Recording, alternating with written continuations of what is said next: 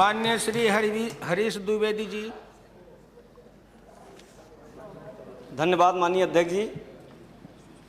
सर्वप्रथम मैं आपको धन्यवाद करूंगा कि आपने मुझे इस लोकसभा में पहली बार बोलने का अवसर दिया।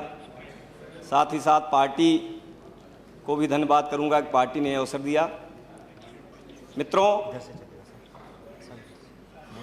जब हम लोग लोकसभा का चुनाव लड़ रहे थे हिंदी तो बार बार हम लोग गाँव में जाकर लोगों के बीच में जाकर के नारा देते थे कि हम लोग अच्छे दिन लाने वाले हैं। एक भारत श्रेष्ठ भारत का नारा हम लोगों ने दिया था। सबका साथ सबका विकास करने का नारा हम लोगों ने दिया था। और इस नारे पर विश्वास करके देश की जनता ने, खासकर नौजवानों ने, महिलाओं ने, गरीबों ने, किसानों ने, सबने भारतीय जनता पार्टी का साथ दिया। भारतीय जनता पार्टी को पूर्ण बहुमत की सरकार भारतीय जनता पार्टी की बनी। जब बजट आने वाला था, हम लोग क्षेत्र में गए। बजट आने के पहले गांव के नौजवान हमसे कहते थे, छात्र कहते थे, किसान कहता था कि भाई आप अपने वित्त मंत्री जी से बात करिए, माननीय प्रधानमंत्री जी से बात करिए कि आप लोगों ने नारा दिया था कि हम अच्छे दिन लाने वाले हैं। अच्छे दिन का एहसास हम लोग करना शुरू कर दिए हैं, क्योंकि सरकार के शपथ ग्रहण के पहले ही जिस प्रकार अंतर्राष्ट्रीय स्तर पर पाकिस्तान से मछुआरे छोड़े गए, तमाम देशों के लोगों ने जिस प्रकार स्वागत किया हिंदुस्तान का, उससे आम जनता को अच्छे दिन का एहसास हो रहा था। लेकिन एक बजट में लोगों को संशय था कि कहीं बजट में महंगाई ना आ जाए, विभिन्न वस्तुओं के दाम न बढ़ा दिए जाएं। और इसको लेकर के हम लोग जब गांव में जाते थे तो लोग हमसे कहते थे कि आप सुझाव दीजिए।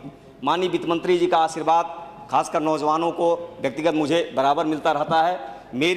मैं भी सोचा कि सुझाव दूं, लेकिन जिस प्रकार हम लोग चुनाव लड़े थे और चुनाव में जिस प्रकार माननीय मोदी जी के नेतृत्व में माननीय जेटली जी और सभी वरिष्ठ नेताओं ने जिस प्रकार की रणनीति बनाई थी, सबको ये ध्यान में था कि पिछले 10 वर्षों में कांग्रेस की सरकार ने जिस प्रकार महंगाई बढ़ाया है, भ्रष्टाचार बढ़ाया है, बेरोजगारी बढ़ाया है, उससे देश की जनता त्रस्त होकर के भारतीय जनता पार्टी का साथ दी है। और इस नाते मुझे पूरा विश्वास था कि जब जेटली जी बजट लाएंगे तो निश्चित रूप से जो हम लोगों ने नारा दिया था, सबका साथ सबका विकास, एक भारत श्रेष्ठ भारत, अच्छे दिन आने वाले हैं, उन नारों पर ध्यान देते हुए बजट आएगा।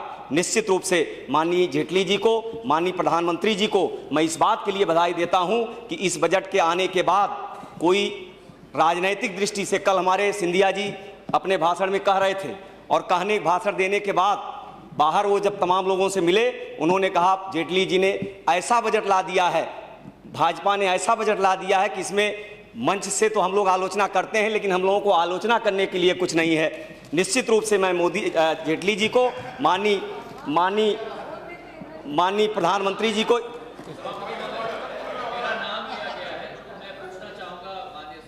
सांसद सदस्य से कि मैंने ये कब वक्तव्य दिया है, जरा वो सभा पटल पर। मैं वक्तव्य की बात नहीं कर रहा हूं भाई साहब। आपने कहा कि मैं वक्तव्य, मैं सभापति आपको एड्रेस कर रहा हूं। मैं वक्तव्य कि उन्होंने कहा कि मैंने कहा मैं चाहूंगा कि ये आपके सभा पटल पे रख दे कि मैंने ये कब कहा। इनको बोलने दीजिए। मैं आप जब मिल रहे थे माननीय वित्त मंत्री जी से और कुछ सांसदों से, तो जिस प्रकार की प्रसन्नता थी, मुझे एहसास हुआ कि आप बजट की चर्चा, तो उस प्रकार उसमें माननीय पहली बार बोल रहे हैं, बोलने दीजिए। उसमें पहली बार बोल रहे हैं। मुझे यह विश्वास था कि बजट जब आएगा तो चाहे किसानों का मामला हो, चाहे नौजवानों का मामला हो, चाहे छात्रों का मामला हो, चाहे महिलाओं का मामला हो, निश्चित रूप से माननीय वित्त मंत्री जी सबका ध्यान देंगे और सबका ध्यान उन्होंने दिया। मैं जब गया बस्ती, बजट आने के बाद अपने बस्ती से मैं चुन करके आया हूं, उत्तर प्रदेश के पूर्वांचल में बस्ती पड़ता है, जब वहां पर मैं गया तो किसी भी राजनीतिक दल ने कोई आलोचना नहीं की। किसी भी श्रमिक संगठन, छात्रों का संगठन, किसान मजदूरों का संगठन, कर्मचारियों का संगठन, किसी प्रकार की कोई आलोचना नहीं हुई। निश्चित रूप से मैं ये कह सकता हूं, जिस प्रकार हम लोगों ने सपना देखा था, जिस प्रकार मोदी जी ने नारा दिया था कि कांग्रेस मुक्त भारत बनाना है, कांग्रेस मुक्त भारत मतलब भ्रष्टाचार मुक्त भारत, नौजवानों को रोजगार देने वाला भारत बनाना है, किसानों की समस्याओं का समाधान करने वाला भारत बनाना है, महिलाओं की सुरक्षा करने वाला भारत बनाना है। ऐसा बजट आदरणीय वित्त मंत्री जी ने दिया है। प्रधानमंत्री जी के ने जो वादा किया था, जो सपना देखा था, निश्चित रूप से उसको पूरा करने का काम भारतीय जनता पार्टी की सरकार ने किया है।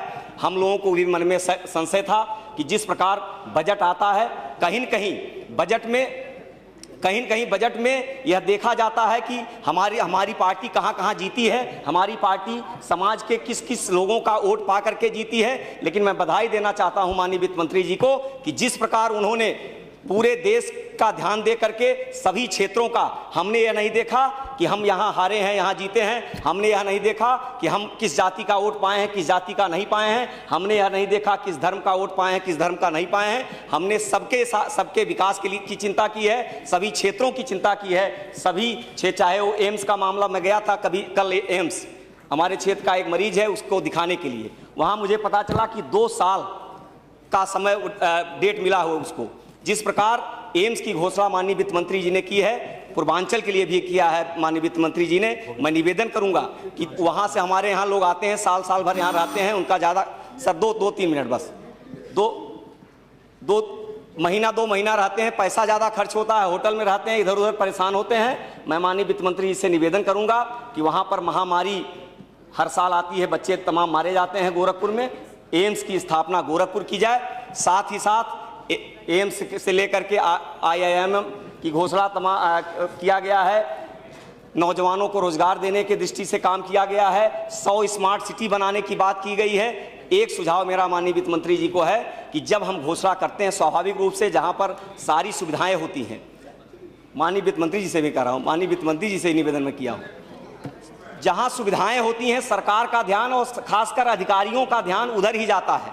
बड़े बड़े शहरों में अलग और उद्योग के धंधे बनाए जाएं, तमाम बड़े बड़े संस्थान बनाए जाएं, उसी तरफ ध्यान जाता है।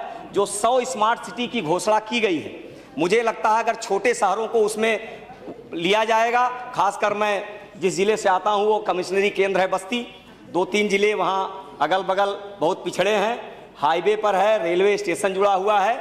मैं माननीय वित्त मंत्री जी से निवेदन करूंगा कि बस्ती को स्मार्ट सिटी में अगर लिया जाएगा तो निश्चित रूप से उस क्षेत्र का जो पिछड़ापन है वो दूर होगा।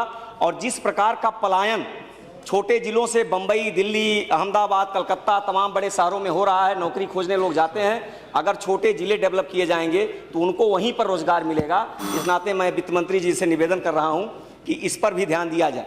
दूसरा, हमारे जिले में एक बहुत बड़ी समस्या है, गोंडा, श्रावस्ती, बस्ती, सिद्धार्थनगर, गोरखपुर, कुशीनगर, संत कबीर नगर, सारे जिलों में बाढ़ बहुत भयंकर आती है हर साल, और उसकी चिंता स्थायी रूप से उत्तर प्रदेश की भी सरकार नहीं कर पा रही और केंद्र में भी तमाम ऐसे प्रोजेक्ट गए हैं, लेकिन स्थायी व्यवस्था नहीं हो पा रही है। बाढ़ की चिंता की दृष्टि से एक स्थायी बंधा बनाया जाए, इस प्रकार की मांग मैं माननीय वित्त मंत्री जी से कर रहा हूं। साथ ही साथ हमको ये ध्यान में रखना चाहिए कि जैसे वहाँ मखौड़ा धाम हमारे जिले में है, भगवान राम के जन्म के लिए राजा दशरथ ने जो पुत्रेष्ठ यज्ञ किया था वह स्थान मखौड़ा में है, पर्यटन के दृष्टि से बहुत महत्वपूर्ण है। स्वामी नारायण छपिया, स्वामी नारायण संप्रदाय के लोग पूरे दुनिया में हैं और सब लोग वहां पर जाते हैं। स्वामी नारायण छपिया हमारे जिले से सटा हुआ है, रास्ता भी जिले से होकर के जाता है। पर्यटन के दृष्टि, बस 1 मिनट सर, पर्यटन के दृष्टि से अगर वहां डेवलप किया जाए तो स्वामी नारायण छपिया भी वहीं पर है, मखौड़ा धाम वहाँ पर है। हमारे यहाँ शहीद स्थल, जहाँ एक ही स्थान पर लगभग 150 लोग फांसी पर लटका दिए गए थे, स्वतंत्रता आंदोलन में छावनी ऐसा स्थान है। अगर वहाँ डेवलप किया जाएगा तो निश्चित रूप से लोगों को रोजगार मिलेगा और साथ ही साथ पूरे पूर्वांचल का विकास होगा, और पूर्वांचल का विकास होगा तो निश्चित रूप से जो बड़े बड़े शहरों पर दबाव रहता है, रोजगार की दृष्टि से लोग आते हैं खोजने, वह भी उस समस्या का भी समाधान होगा। इन्हीं बातों के साथ पुनः एक बार मैं माननीय वित्त मंत्री जी को, माननीय प्रधानमंत्री जी को इतना शानदार, इतना ऐतिहासिक बजट पेश करने के लिए बधाई देता हूं। बहुत बहुत धन्यवाद।